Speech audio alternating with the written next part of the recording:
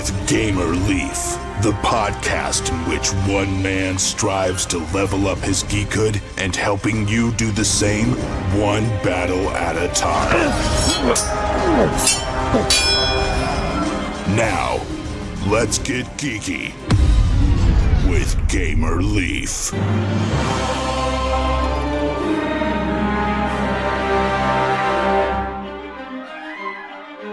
Welcome to Getting Geeky with Gamer Leaf.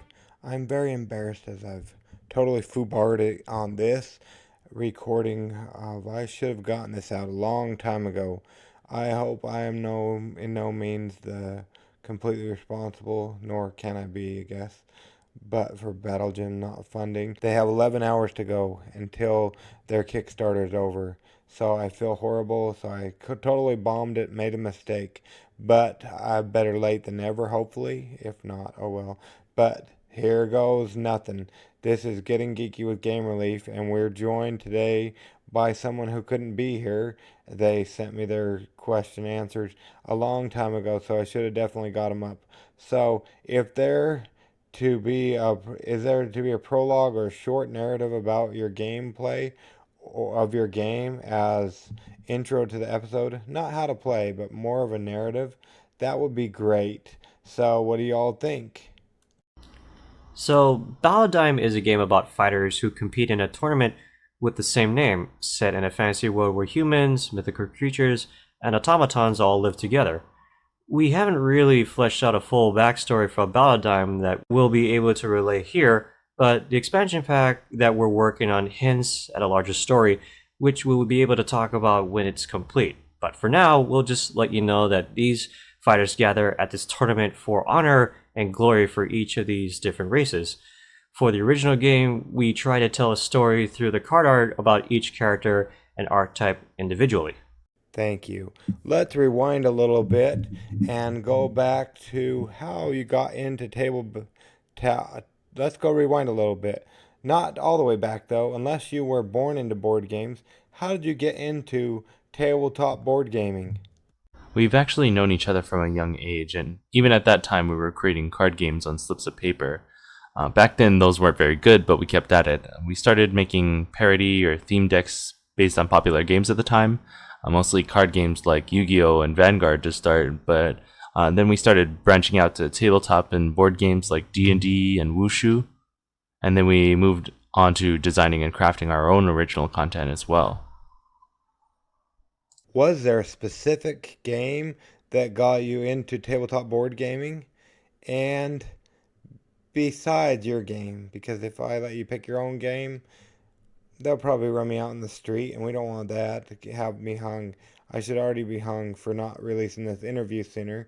My apologies once again. But what is your favorite game at current time besides your own?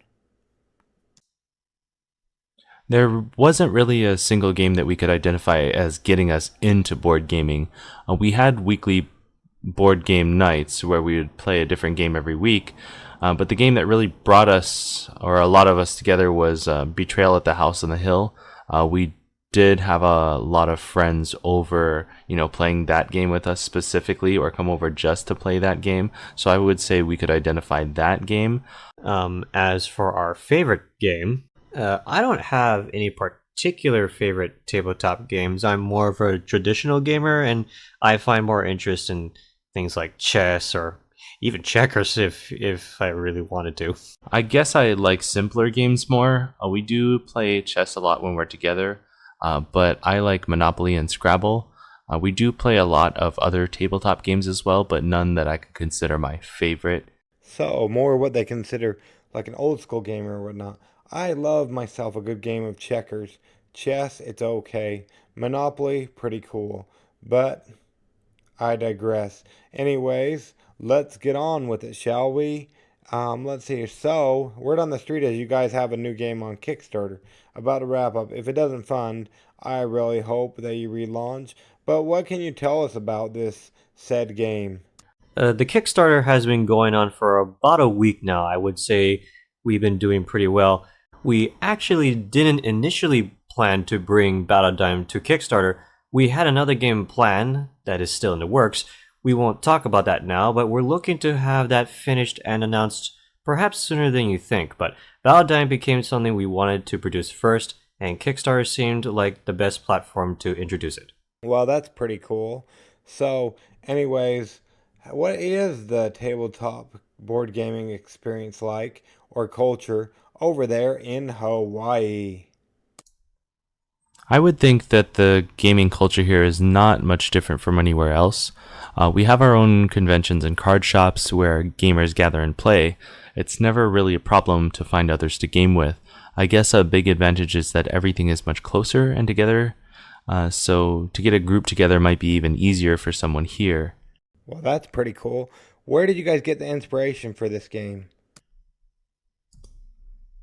This game is mostly Will's brainchild, so I think he should take over here. Right, so, thanks. Battledigm was influenced by various card games like Yu-Gi-Oh! And Vanguard, and video games like Terra Battle and Final Fantasy were also big contributors. The initial concept of the game was about mercenaries being recruited for a battle, similar to the lore in Team Fortress 2. The game soon evolved into a tournament set in the fantasy world like we talked about earlier. So, if we were to sit down to play this game, what would it look like? I mean, what would it sound like? This is a podcast after all. The game is for 2 players head to head. Each player will have a set of fighters in their deck. Each player chooses a team of 3 from their deck to battle during each round. Fighters battle each other during the round individually to determine the winner of the round. Now the players both play at the same time. So of course the setup for the round, each player, can take their time to plan out their round first. But once the battle commences, the players do play at the same time. The winner gets tokens to recruit more fighters for future battles. And since this is a deck builder, managing those tokens and recruiting fighters that work well together will give a player an advantage. The game is won by building the deck with the highest value, so resource management is important. If anyone wants a more in-depth look about how the game plays, we have a video on our YouTube channel that shows the setup and the first term gameplay, and also the playfield layout. We have a running joke on my podcast about our listeners have fallen asleep because I release so many episodes. So per se they've done that. Why should they've suddenly woken up and now that you've got their full attention, why should they take a chance on Battledigm? Especially with all the other great games on Kickstarter currently. Well, in our experience with playing Kickstarter games and in other card and board games in general, a lot of the time the hardest thing was trying to get started and to get a group of people to learn the game together. We wanted to try something different. We wanted the game to be intuitive and easy to learn so the player can start having fun right away. Because of this, I feel it would be a great platform to expand upon with more packs and decks. I guess what we're saying is that people should back us if they're looking for a different experience, one that will continue to deliver in the future as well. If they back your game, when should they anticipate getting it if it funds? Once again, sorry for releasing this so late. I'm going to be very apologetic. And yeah, so when would they anticipate getting it, saying it funds? The core game only requires some tweaks to the art and format, which we've mostly completed. We've already been playtesting to work out the kinks in the game, and we feel like we've reached the final version. So those that back the core game, we are able to deliver as soon as the Kickstarter ends.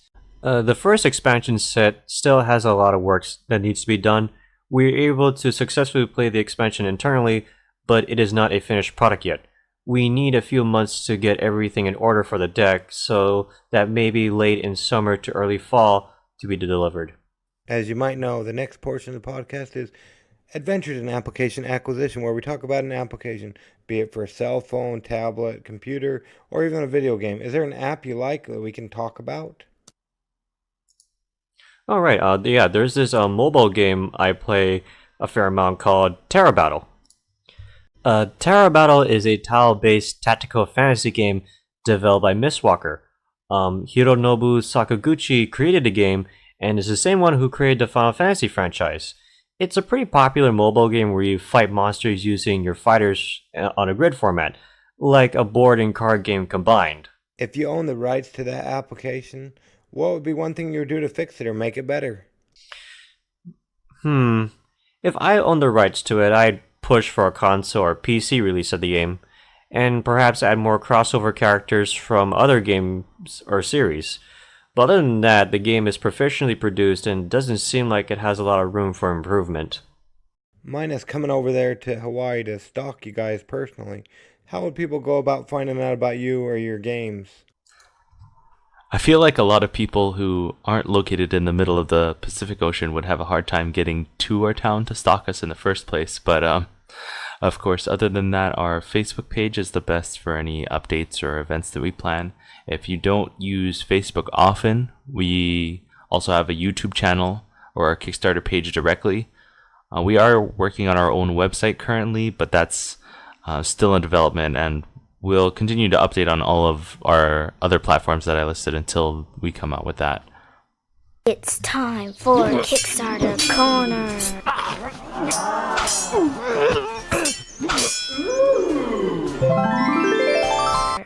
To begin now. You heard her right. It's Kickstarter Corner. Once again, sorry for that episode being released so late. If you are able to go check out Battledigm, check out the podcast, check out the Kickstarter. It's almost over, so hopefully you have time to get on the bandwagon. If not, hopefully they'll relaunch and you can back it then. But anyways, we've got a couple of great games to bring to you. First off is Dungeons of Infinity. Dungeons of Infinity is a board game for 1 to 5 players. It features random dungeon creation, solo, co-op, competitive, or story mode. And Jack, he seems like it's not doing too well, so I hope he relaunches on this one. And then what else do we got? We got some other great ones. Let's see here. Yeah, there's several different ones. Let me go ahead and get those pulled up for you, and we'll be able to tell you, don't you think? That would be great, Game Relief, especially if you came a little bit more prepared. I digress. There's been so many great games added in the future, and we just got some interviews done. And so, yeah, here's the rest of them. We've got Liminal RPG. Liminal is a self-contained tabletop role-playing game about people caught in between the everyday modern world and world of magic. This one is fun. They got 26 days to go, going through the 29th of March, and they have funded. Yes, they've overfunded. It is awesome what they're doing there. So check that one out on the Kickstarters. And then we've got a couple other ones to bring to you. So let's go ahead and let you know what they are, shall we? Yes, we shall. So the other ones we've got is I Am the Greatest, Hero Edition by Digital Eden Entertainment. This one had a rough start. Hopefully they'll relaunch as well. But it's a hip pocket superhero card game. Fast-paced play, great fun, and unique art. Each game is a different. Become the greatest hero. So yeah, check this one out. I want to say one of our fans, who is the Mighty Meeple, he actually did a video on this. So check it out. And then last but not least, we've got Infinities, Defiance of Fate, a strategic adventure game with resource management, map building, dice drafting, and infinite replay value for 2 to 4 players. They're going through the 22nd of March. Check them out on the Kickstarters. We'll make sure we leave links in the show notes, and definitely if you get a chance, go ahead and check if you got time. This is going to close in like a matter of hours, less than 11 hours. So if you're listening, if you're a night owl and listening, or morning, or whenever you're up and listening to this, go ahead and give Battledigm a little bit of support. Thank you. And go ahead, get geeky, stay geeky, and bring others into the geek fold. And this is Game Relief, and we'll catch you all on the flip side. Game Relief out. Wait, there's one more. Are you still there? I hope so, because I forgot to tell you about one final more. What is it, you ask? Well, it is actually Palm Island portable card game. Yeah, have you heard about this one? It is Palm Island. It's a portable card game. Take your island with you. Play anywhere with this portable deck transformer game. They're overfunded. They funded on the first day. Pretty soon afterwards, they were going for 4,000. They got to 30,000, almost 31,000, and they're still going till the 14th of March check it out on the Kickstarters coming to you from Portal Dragon. Well, there you go.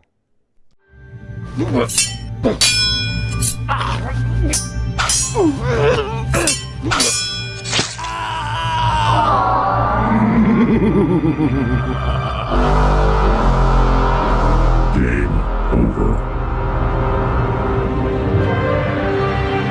Tune in next week to see if Gamerleaf and Dreams are respawned.